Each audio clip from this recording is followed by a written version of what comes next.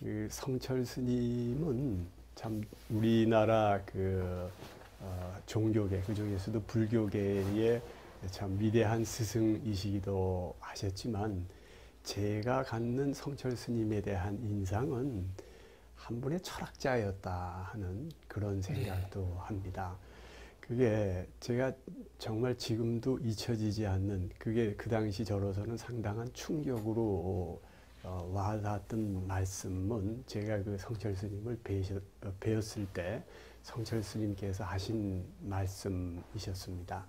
그게 만약에 불교가 진리가 아니라면 나는 불교를 버렸을 것이다 하는 말씀을 하셨어요. 저는 그 당시 종정으로 계신 분이셨는데 불교가 진리가 아니면 나는 불교를 지금이라도 버릴 수 있다는 그런 말씀, 취지의 말씀이셔서 참 아주 정말 이 성철 스님의 구도자로서의 그러한 면모에 깊이 존경을 하게 되었습니다. 그리고 이제 성철 스님께서 하신 또 하나의 말씀 중에 그 불공 드리는 게 절에 뭐 돈 가지고 쌀 가지고 부처님 불상 앞에 놓고 하는 게 불공이 아니다 하는 이 이웃의 어려운 사람을 돕는 게 불공이라고 한 말씀하셔가지고 불교계에 커다란 파장이 된 거를 제가 기억을 합니다. 그것도 사실은 종교계 지도자로서는 당장 바로 종단의 재정적 기초의 일부를 허물어내는 그런 발언이신데 그런 거를 거침없이 하실 수 있는 정말 진리 앞에서는 추호도 양보하지 않으시겠다는 그러한 성철 스님의 모습에 저는 오히려 종교가라기보다는 철학자로서의 면모를 느낀 바가 있었습니다. 아마 스님께서도 그런 점은 혹시 좀 많이 느끼지 않으셨는지요? 스님께서 다른 스님들께서 주로 이제 일상생활이 자선 아니면은 염불 네. 이런 식으로 보내셨는데 스님이 지향하시는 것이 이제 깨달음을 이제 참 지향하셨던 그 선사의 면모로서 여실히 드러내고 사셨기 때문에 지금 총장님 말씀하시는 그런 말씀도 기탄 없이 하실 수 있었다. 그렇게 생각을 합니다. 그러니 그런 점에서는 다른 스님의 어떤 성격과 불교에 대한 인식이 전혀 다르셨다. 저는 지금 말씀한 것처럼 그렇게 늘 느끼고 살아왔습니다. 다른 스님들은 불공을 밖에 있는 사람 도와주는 게 불공이지 목닥치는 불공은 아니다. 네. 저리 가져오지 마라. 네. 네. 그런 것 때문에 스님께서도 이제 정정하시기 전부터도 계속 당신 말씀 속에서는 다른 스님들한테 많이 참 아웃사이드적인 그런 대접을 그런 것 때문에도 받고 사셨다고 생각합니다. 예. 오늘 이제 얘기의 주제가 대립과 갈등 해소를 위한 이 소통의 문제입니다. 근데 아마 이제 주최 측에서 교육 현장의 교권과 학생 인권의 대립과 관련해서 좀 얘기를 나눠주기를 바라고 있는데 우리 원택 스님의 성철 스님 시봉 이야기에 아주 참 사제간에 관한 여러 얘기들이 잘 나오고 있는 걸로 알고 있습니다. 스님을 모시면서 가장 보람이 있었던 일을 혹시 하나 소개해 주시겠습니까? 그래도 스님 평생 중에서 스님을 모신 것 중에서 스님께서 종정이 되시고 종정이 되시고 이제 1월달에 종정이 되셨는데 5월이 이제 초팔이 있지 않습니까? 초팔이 5월달에 있는데 4월 중순경쯤 총무원에서 신년 법어를 초팔 법어를 하셔야 된다고 종정 스님의 초팔 법어가 매년 있었으니까 스님께 말씀을 드려서 초팔 법어를 빨리 보내주면 좋겠다 이러셨는데 스님께 그런 말씀을 전해 올리니까 아이고 종정 꼭을 썼다고 그런 것도 해야 되는가 보지 이러셔서 하루 좀 있다가 이제 우리 원고를 주십니다. 그러니까 상당부분 용어로 한문으로 빠바가이 하고 한이하고 이다 아니다만 한글이고 상당부분식으로 주셨어요. 그래서 제가 이제 말씀을 올려서 스님 지금은 조계종 대표이시기도 하지만 종정이라는 것이 참 정말 대한민국의 그 5천만 백성에 대해서 종정으로서 다가가야 되는 그런 그 참 가까이 친해져야 되는 그런 또 공연의 위치가 되셨으니까 이것은 우리들의 스님들이나 듣고 법당에서 하실 수 있는 법이지 이 사회적으로 내놓고 5천만이 이 법문을 아무도 이해할 사람이 없는데 어찌하겠습니까? 그러니까 이제 공연이 되셨으니까 스님 한글로 써주십시오. 이거 안 됩니다. 그랬을 때 다른 어른들 같으면 니까 놈이 뭘 아는데 하고 이제 야단하시고 하셨을 텐데 그 자식이 또 하시면서 그걸 휙 때려 들어가십니다. 들어가시고는 다음 날 아침에 이제 공장 마치시고 이러면 된다면서 던져주시는데 한글 반, 한문 반입니다. 그래서 이제 제가 어떤 일에 생각이 들어가는 것이 한문만 더 저러면 어쩌면 한글이 나오겠다. 한글 부부가 나올지도 모르겠다. 그런 이제 뭐 좀 생각이 번개처럼 스쳐서 또 스님 방에 가서 스님 오늘 하룻밤 사이 이만큼 한문이 줄였으니까 이제 한문 다 빼고 한글만 해주십시오. 그러니까 이것도 이놈아 밤새도록 생각해가지고 한문 안 쓰고 한글 쓰려면 얼마나 그 의미가 잘 정리가 안 되고 나만 고생했는데 이 자식이 또 뭐 태방을 얻는다고 그래도 그걸 또 가지고 들어가셨습니다. 그래가지고 이틀인가 3일인가 뒤에 이제 이러면 된다 하시면서 정말 진짜 한글로만 당신이 이제 고심하셔서 그 초팔 법어를 써주셨습니다. 그래서 그 법어가 처음 나가고 그러니까 반응이 좋으니까 한문으로 들어갔으면 뭐 세상에 언론이나 보도도 안 됐죠. 믿지도 못하는데 어떻게 보도가 됩니까? 순 한글로 돼서 이제 스님께서 하셨던 그랬을 때 지금 평생 죽어서 제일 참 스님께 고맙게 생각하시는 부분이 그래도 상자라도 뭔가 사회적인 문제를 두고서 이렇게 하시는 게 옳지 않습니까? 하고 하면은 아니야 하고 이제 무시하시지 않고 한번 들어주시고 당신이 그렇게 변하실 수 있다는 것. 그거는 정말 지금도 좀 스님에 대해서 기억하면 고맙고 감사한 일이고 그 후로 이제 종정하시는 10몇 년 동안은 쭉 계속해서 한글 법으로 이제 시종하셨습니다.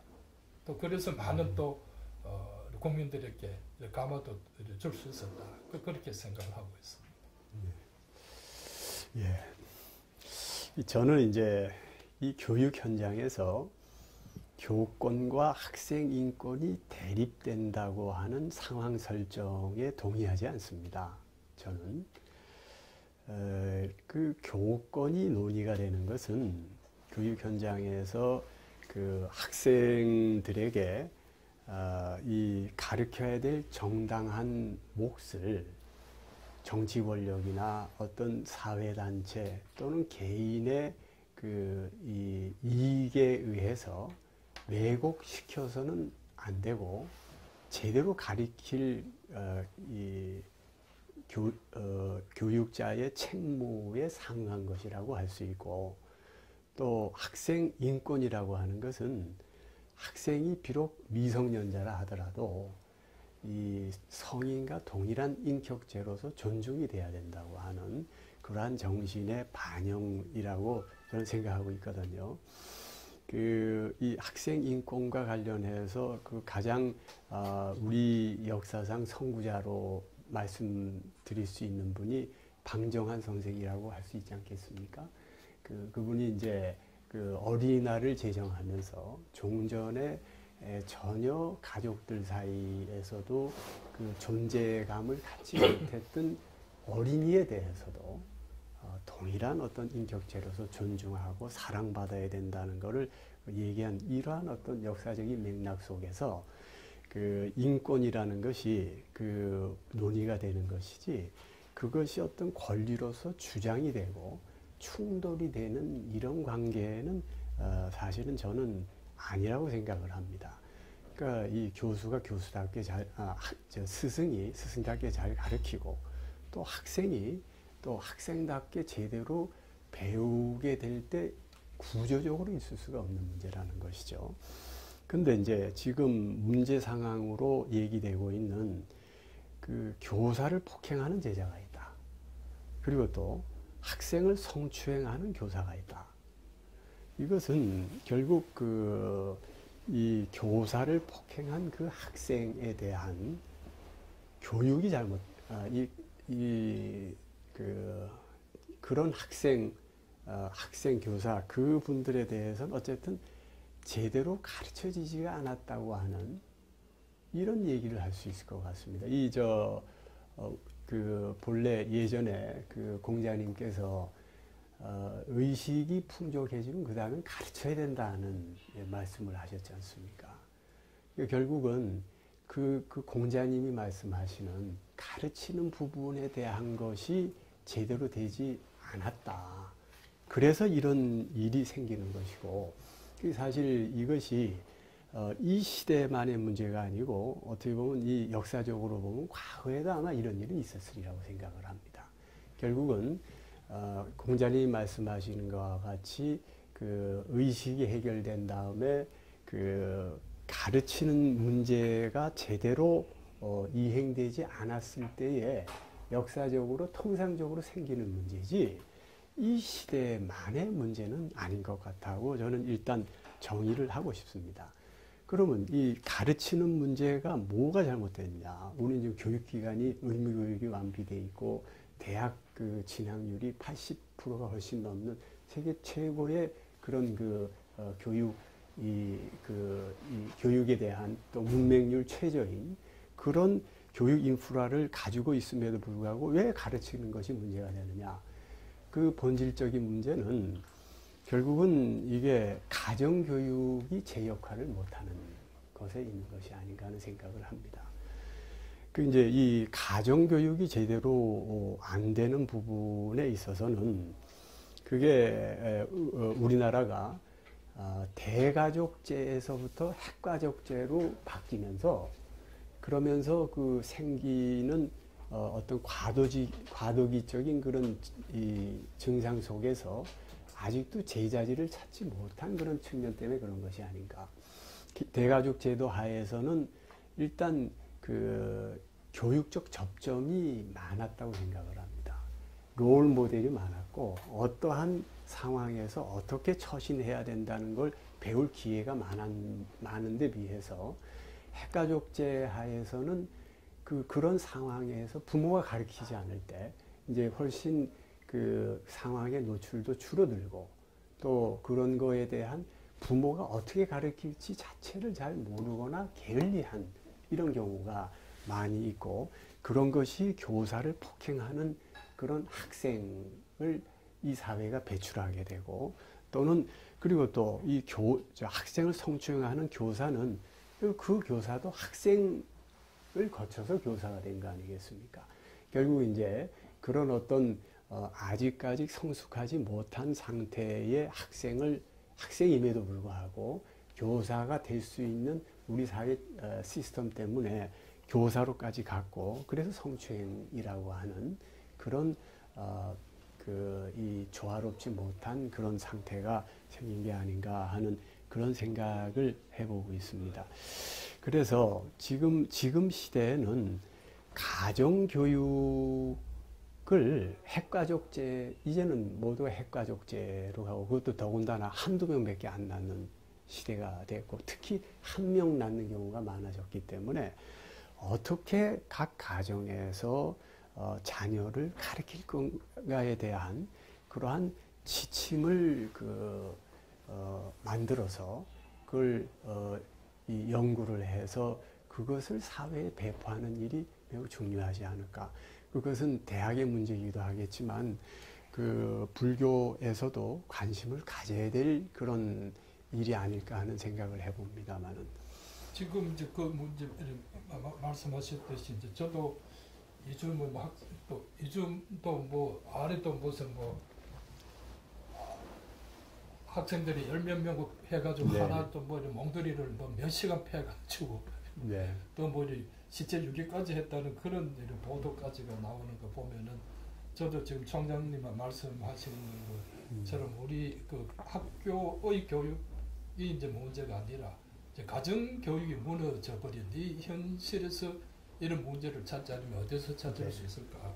그러니까 부모들이 가정 교육은 시키지 않고 교사들 학교에만 그 책임을 묻는 그런 시절이 거꾸로 됐다. 저희들 세대만 해도 뭐 전 부모님들이 선생님 모시기를 참 하늘같이 스승을 하늘같이 모셨던 시절이 지금 40년, 50년 전인데 지금 와서는 초중학교 일에 보면은 학부형이 찾아가서 선생님을 폭행한다는 거. 이거는 우리 세대에서는 상상할 수 없는 그런 어떤 그 학부형의 자세입니다. 이런 것들 자체도 참 학생들의 어떤 그 선생님에 대한 이런 존경심이 부모부터도 왜 없어졌는지, 부모부터 없어진 그 부모도 상당히 가정교육을 못 받은 분.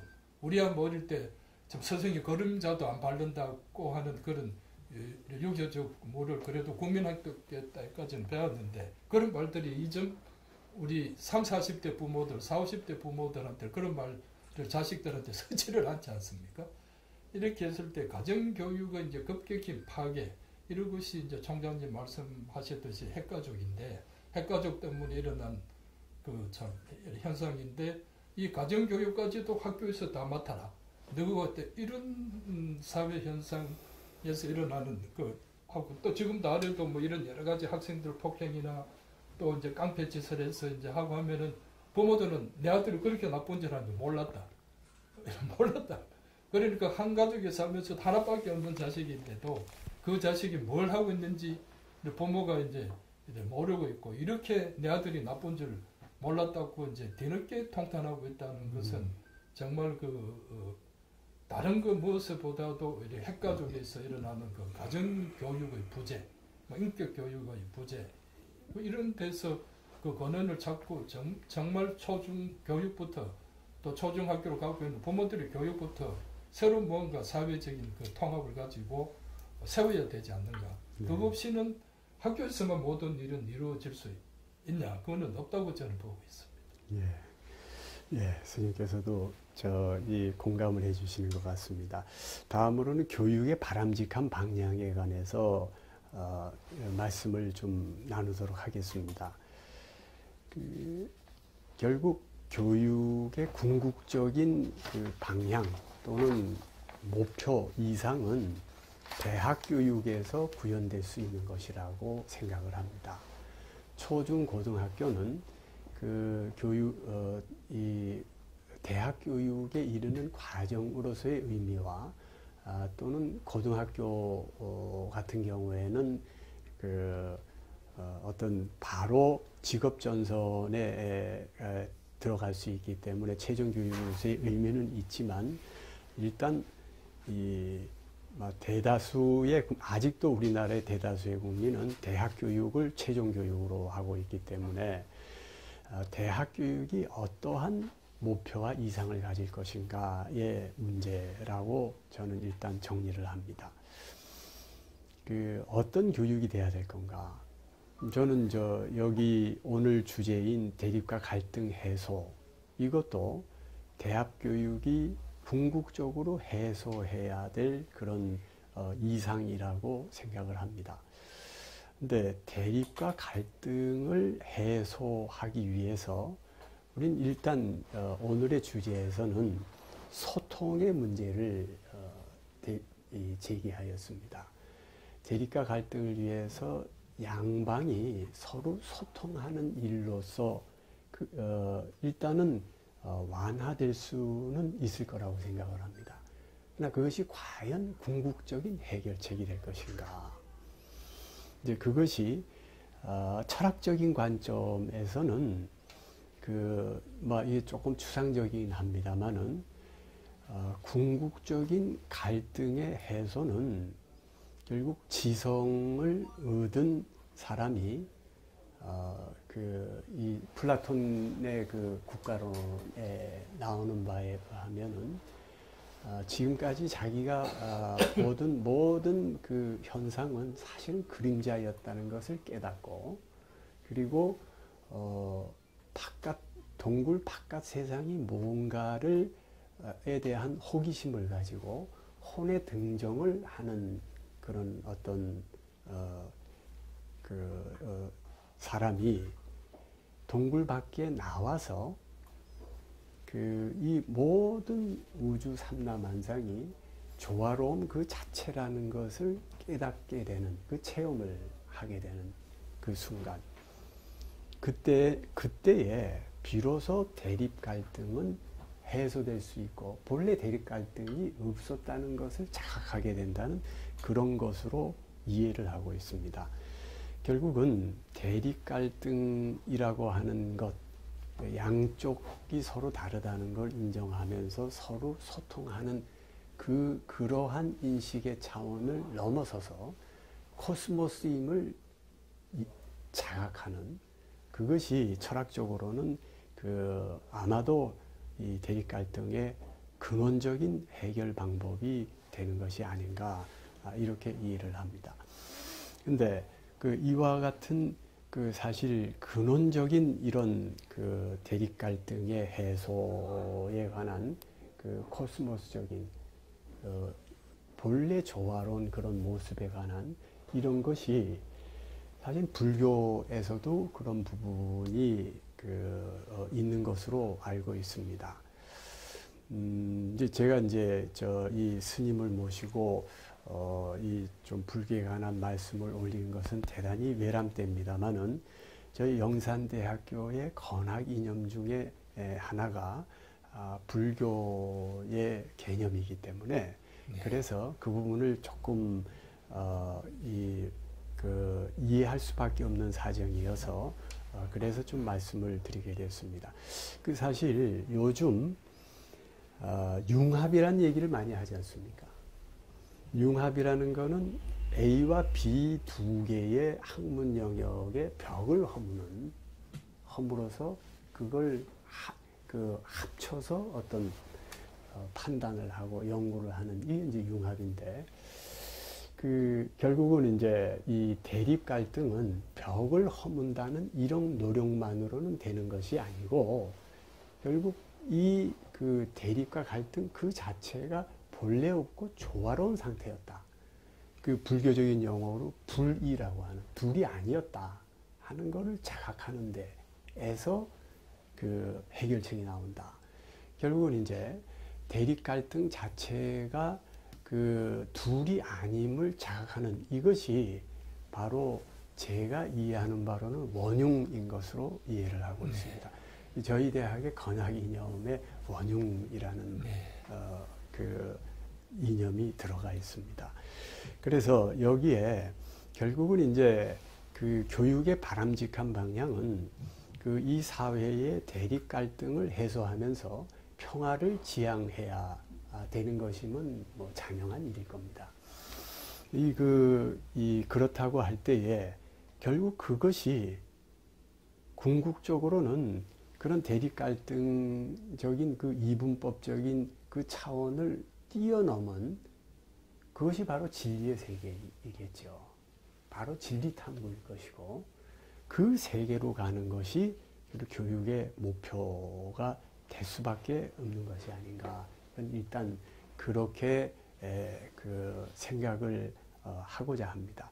우리 불교적인 관점에서 스님께서 보시기에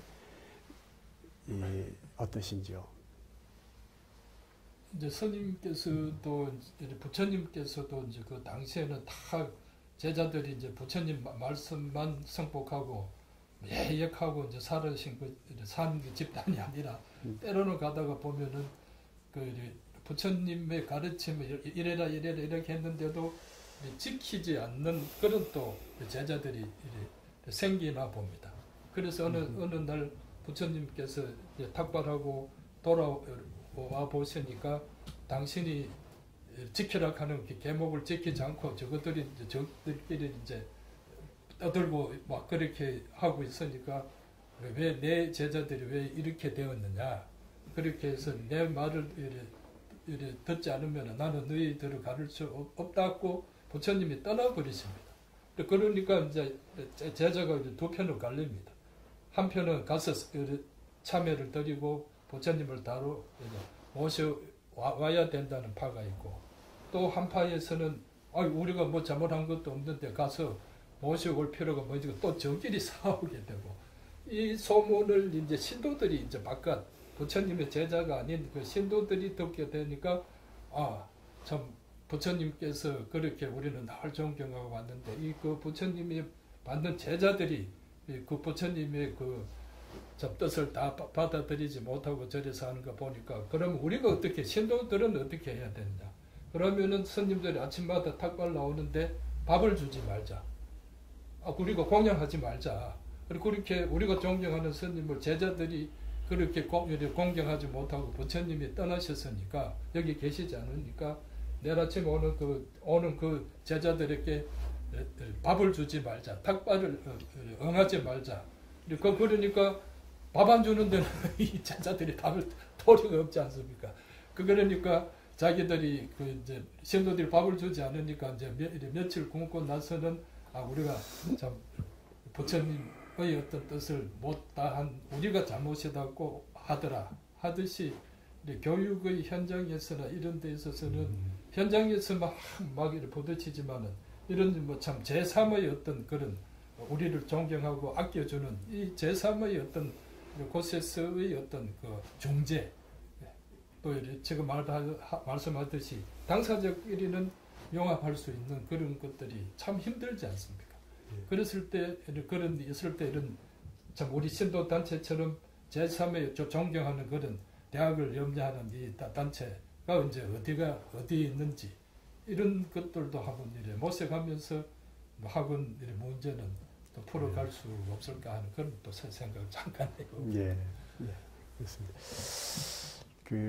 아무튼 이제 우리는 철학적으로 대립 갈등의 해소의 가장 이상적인 방법, 또 교육의 가장 이상적인 상태를 상정할 수 있습니다만은, 그러나 이제 그것을 구체적으로 어떻게 구현할 것인가의 과제가 남습니다. 이제 지금 플라톤이 얘기했던 소크라테스의 등장을 통해서 동굴의 비유라는 그 유명한 대화 내용에 의해서 얘기를 했던 그런 지성 누스라고 그러죠. 누스를 지성으로 번역하고 오성으로도 번역을 하는 걸로 알고 있습니다만은, 지성을 획득하고 그걸 이제 우연한 기회로 얘기를 합니다만은, 이제 이 플라톤은 그 다음에 혼의 등정의 과정이 있고, 다시 햇빛에 적응하기 위한 그런 준비 기간이 있고, 햇빛 속에 나와서 찬란한 태양 아래에 우주가 정말 그 자체 조화로운 그것을 체험하는 그런 과정이 있고, 다시 동굴 속에 들어가서 여전히 묶여서 오로지 벽면만을 보고 자기가 보는 것만이 그 그림자가 진실인 것으로 평생을 속아서 살고 있는 동료들을 구하고자 하는 그런 사람, 바로 그런 분을 철인치제라고 하지 않습니까? 필로소퍼 킹이라고 하죠. 그럼 도대체 우리가 어떻게 이런 철인치자와 같은 이런 지도자, 또는 적어도 지성인을 길러낼 수 있을 것인가? 어떻게 해야 지성을 갖게 하고 성공적으로 혼의 등정이 이루어질 수 있게 할 것인가? 이제 이 부분에 대한 구체적인 방법론은 아직까지 전해지는 것이 없는 것 같습니다. 과거에 플라톤은 아카데미아를 만들었죠. 그 아카데미아에서 나름대로의 소크라테스가 창시한 그런 어떤 진리 탐구에 관한 그런 방법을 제자들에게 가르친 것이 아닌가 저는 생각을 하고 있습니다. 아카데미아에 관해서 현재 제가 알고 있는 아주 짧은 지식으로는 아카데미아에서는 기하학을 하지 않은 사람은 받지 않았던 것 같습니다. 그러니까 적어도 그런 진리 탐구의 기본적인 요건으로 기하학을 요구한 전제 조건으로 한 이러한 어떤 교육적인 체계는 알고 있지만 나머지에 대해서는 알고 있는 바가 별로 없습니다. 어쨌든 이 지성을 얻게 되는 그런 과정, 그것이 단순한 호기심만인지 또는 어떤 특별한 명상의 기법에 의한 것인지 저희들 현재 그 부분을 알 수가 없습니다만은 저희들은 불교에서 화두에 의한 명상의 기법에 상당히 주목을 하고 있습니다.